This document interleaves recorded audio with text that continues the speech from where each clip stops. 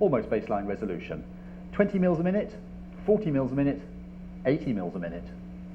There is a loss of resolution, but it's not a huge loss of resolution, and you're getting considerably faster throughput of sample. So the wider bore columns retain the stationary phase better, you can inject more sample, you can drive them harder, and you don't get much loss of resolution.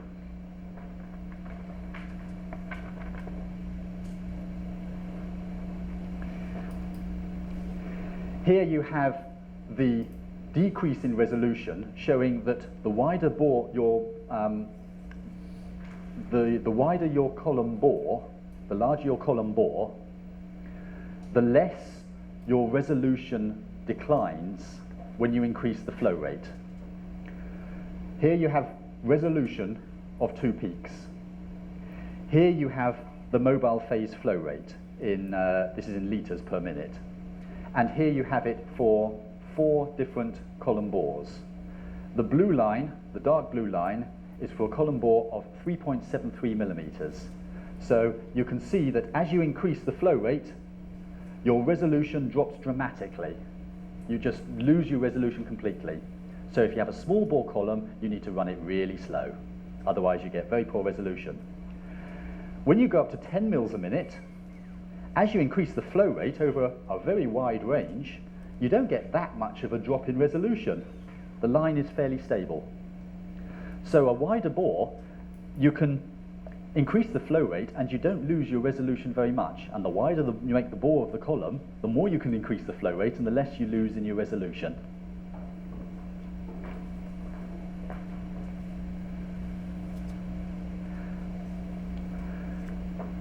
This slide here, I'm just asking the question, which is better? Is it better to inject your sample with high concentration and low volume, or is it better to inject it with low concentration and high volume? Here are the benzyl alcohol and paracresol injected. The solid line is high concentration and low volume. The concentration was 42 grams per litre benzyl alcohol, 20 grams per litre paracresol, and 290 milliliters was injected onto the 18-litre machine. The dashed line here is 12 grams per litre benzyl alcohol, 6 grams per litre paracresol in 960 mils. So the same amount was injected, but a much larger volume. And you can see from the dashed line that the join of the peaks is slightly higher, so the resolution is slightly better for high concentration, low volume. So if you're going to do an injection, you can see the resolution is 1.01 here and 0.83 there. So with preparative separations, high concentration, low volume is better, so long as your high concentration is not so concentrated it emulsifies your two-phase system. Now, I have talked about all the advantages of scaling up CCC, making it bigger, and you seem to win in almost every respect when you make it bigger. What's the downside? Well, the only downside is really the engineering challenges that occur. When you scale it up, you get much more friction in the bearings. You've got bigger mass that's spinning. It's going to generate more heat. Your flying leads become thicker because you're flying more through it, and the flying leads might not last quite so long. You've got to have precise gears. You've got more mass that's spinning. You've got to make sure the gears are strong enough, and you've got to make sure that you keep the noise down as well, because a big machine could be extremely noisy. And also, when it comes to manufacturing a pilot plant, people want machines that can do continuous or semi-continuous running with minimum breakdowns. So the only real downside to the scale-up are the engineering challenges. So as an application scientist, I just say over to you engineers, sort it out, yeah? Because as far as I'm concerned, scale it up and it gets better. So as an interim conclusion, just a sort of mini summary, the retention, stationary phase retention, increases when you increase the rotational speed. It also increases when you increase the tubing bore of your coil, and it decreases when you increase the flow rate. But if you have a large bore column, it is much more tolerant to the increase in flow rate. Yeah? Resolution does decrease with increasing flow, but it only does so gradually, and even less so when you use the wide bore columns. So therefore, there is plenty of scope yet for the further scale up of CCC, and according to the engineers, it is still behaving. Our 18-litre machine has been shown to theoretically allow a 40-litre machine to be made, and they can prove that that will still work entirely predictably. So the flow is still predictable, the behavior inside the coils is still predictable, and so we haven't reached the limit of the scale up yet. A 40-litre machine is possible. How much bigger can it go? Well, I don't know.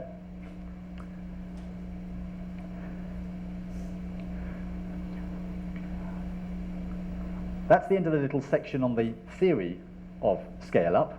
I'm now going to talk about solvent recycling, and then I'm going to talk about some modes of operation, some different modes of operation of scale up, which might be interesting. Solvent recycling. When you come to large scale preparative countercurrent chromatography, you can't make up your two-phase system in a separating funnel in a fume cupboard, separate out your two phases. You can't throw away all the solvent because you're talking quite large quantities.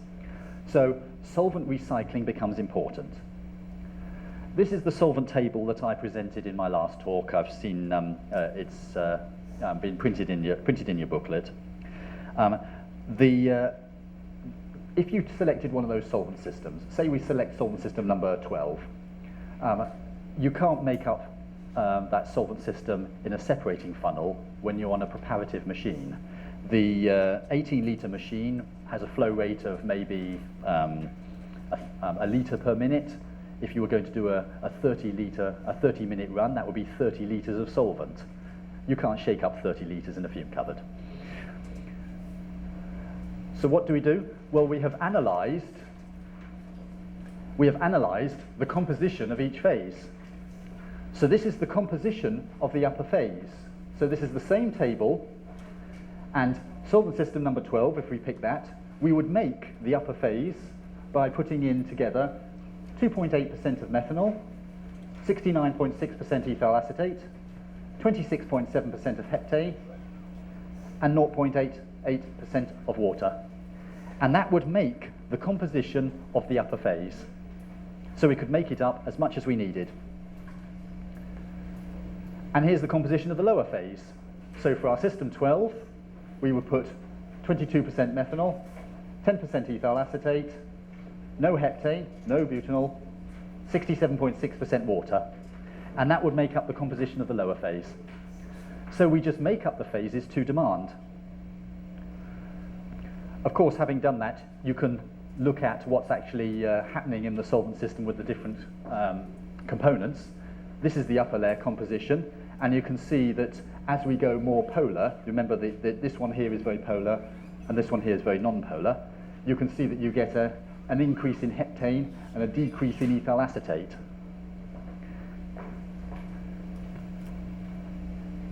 And there you can see much the same thing with the lower phase. You can see as you go more non-polar, you get an increase in methanol and a decrease in water.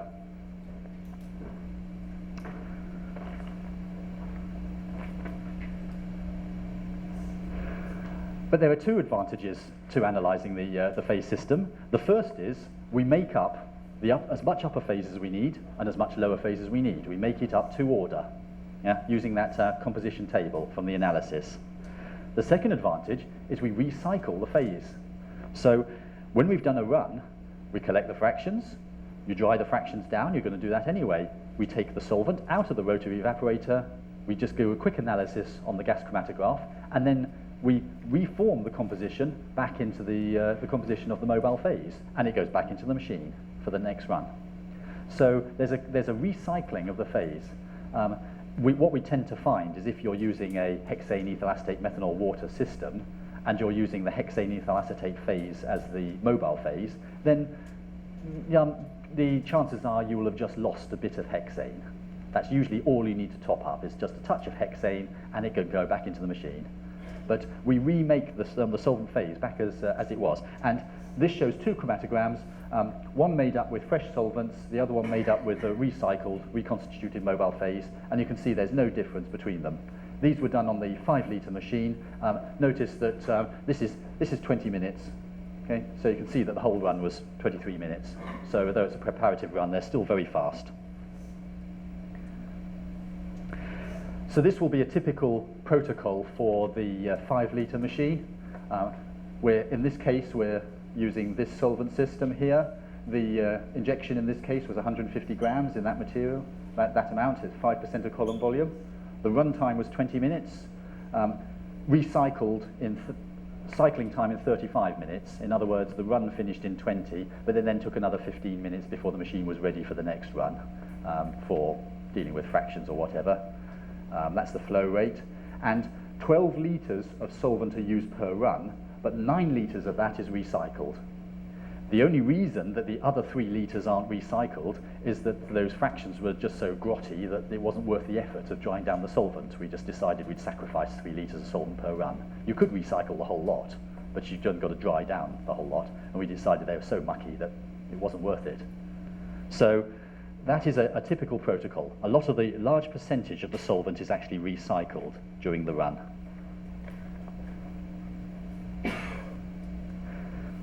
Now, I talked a little bit about injection loading. Here's a bit more details. This particular example for injection loading is a separation of these two compounds, honocule and magnolol, both natural products from Chinese medicines. The only difference between them is the location of this hydroxyl group here, which has just changed its position, so they're isomers.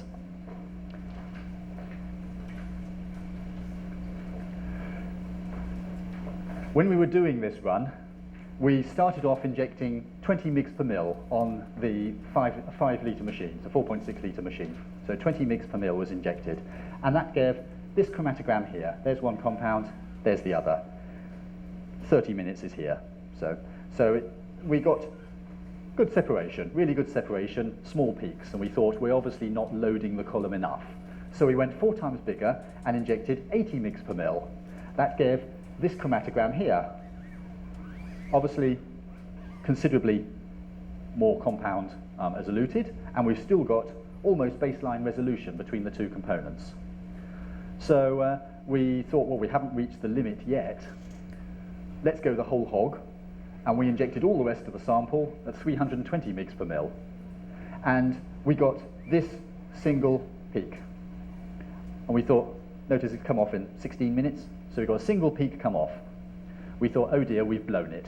Yeah, we've just gone and achieved nothing. The sample has come off in a single peak. But fractions were taken across that peak, and here's all the fractions. And here you can see the analysis of the fractions from that big peak. So the brown line is the magnolol, and this purple line is the honocule at that injection of 320 mg per mil. And you can see here is the brown line, and here's the purple line, and you can see that you've got not a bad separation, even though it came off as a single peak.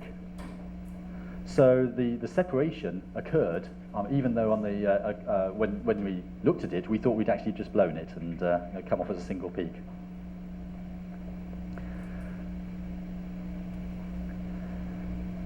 Now, for the rest of my talk, I'm going to talk about 3 special modes of operation.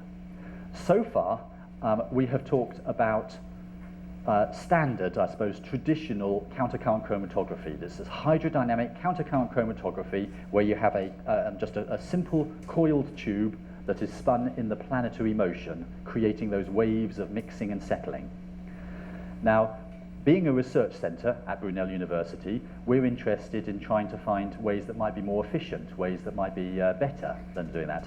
And I'm going to talk about 3 special ways of operating countercurrent chromatography with particular respect to improving the scale up, to making it, to getting better throughput of compounds. And the first I'm going to talk about is toroidal coil CCC. And this is particularly going to be particularly interesting for the purification of biomolecules. Normally, CPC the one with all the little chambers, hydrostatic CPC, is used for the purification of proteins and DNA and plasmids and viruses and for biomolecules, because the stationary phase can be retained in the coil by being trapped in those little chambers. However, industry doesn't like CPC very much because of the reasons I mentioned earlier, the danger of cross-contamination, the difficulties in scale-up, and so on. So we have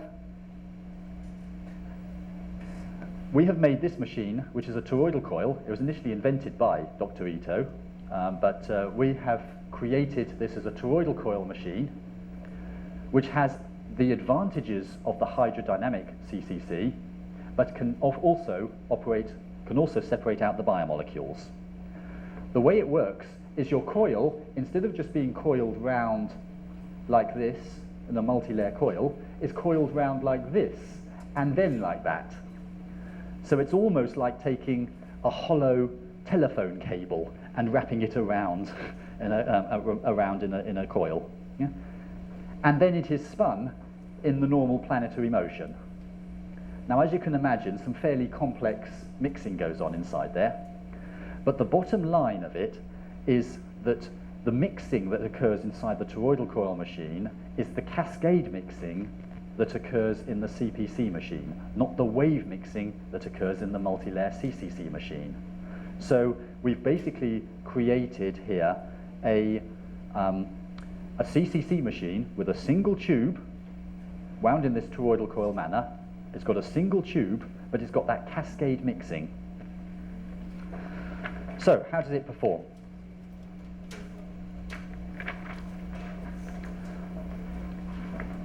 Here we have the injection of two proteins. If you look on the green line first, this is lysozyme and myoglobin, two proteins, and separation has occurred here with just one bobbin, and this is a separation with two bobbins. Both there were two bobbins on the machine, so you get slightly better resolution with the two bobbins for a longer time. The separation here is about the same performance as would occur on a CPC machine. The reason why we think that the toroidal coil is going to be important for scale-up is that because it's just a single tube, you can clean it easily, you can deal with the particulates, it can be scaled up. We found that when you're putting the aqueous two-phase systems required for proteins into a multi-layer CCC coil, we could retain the liquid stationary phase very easily. That wasn't a problem, but we still didn't get very good separation. The reason why we didn't get very good separation was because we weren't getting good mixing of the two phases. The wave mixing works very well when you have aqueous organic solvent systems. It doesn't work so well when you've got viscous systems, such as the aqueous two-phase systems. So the different mixing of the toroidal coil machine solved that problem. We get both the retention and the mixing, and therefore we get the separation of the proteins. And here we've basically increased the scale length in order to give better resolution, and the resolution has increased as predicted with CCC theory. You would predict that for every doubling of the coil length, you will get a √2 increase in the resolution.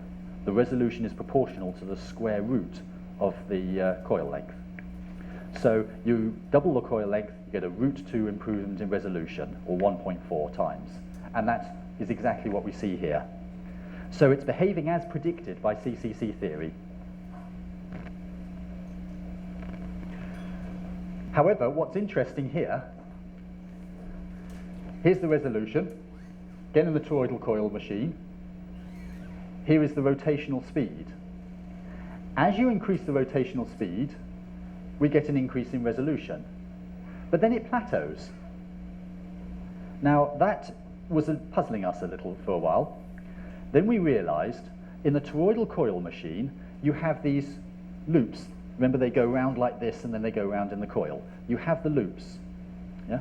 As the machine spins in its planetary motion, the mobile phase at a low spin speed will run round the walls of those loops. It'll actually just stay stuck on the walls and will run around the walls. As you increase the spin speed, you pull that mobile phase away from the walls and it starts going down the middle of the tube, and you get much better mixing. So as you increase the spin speed, more of the mobile phase is pulled away from the walls by the g-forces, and you then get it passing down the middle of the tube, but then you don't get any further improvement because the mobile phase is jetting down the middle of the toroids. So that is the theory as to why we get this plateau in resolution at a certain spin speed. So for the toroidal coil machine, there is an optimum spin speed, and on our particular machine, there is no point in us running it more than 1200 revs per minute. That's different from the normal multi-layer CCC.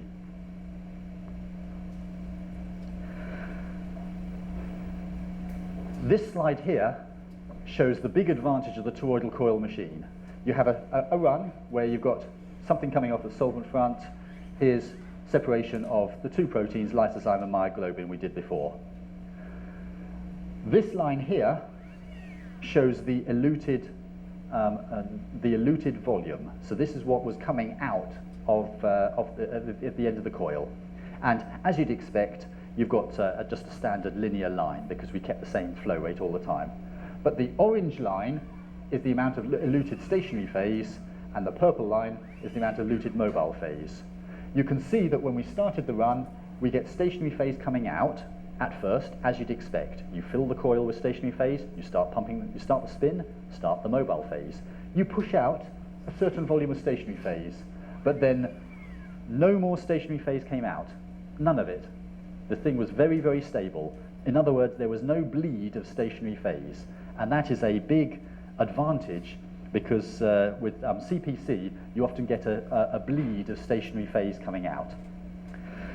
So overall, this toroidal coil machine is, we think, going to be very useful for the scale-up of biomolecules and proteins and other fragile molecules that don't like aqueous organic phase systems. It has advantages over CPC machines in that you don't get any stationary phase bleed. You have much higher loadings. We calculated that you get about a 42% increase in throughput with a toroidal coil machine over a CPC machine. It is scalable. There is no reason at all why the toroidal coil machine can't be made up to 5 litres, 18 litres, 40 litres. It is scalable, whereas the CPC machines have challenges in scale-up. And finally, it's got the advantages over CPC, and it's easy to clean, you can sterilize it, and it can cope with particulates as well. So the toroidal coil machine might well be the future for the scale-up of biomolecules and proteins.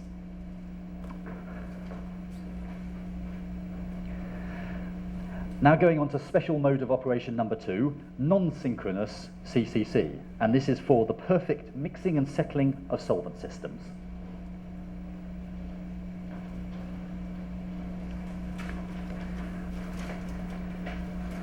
Now, so far, we have talked about the synchronous CCC, J-type chromatographs.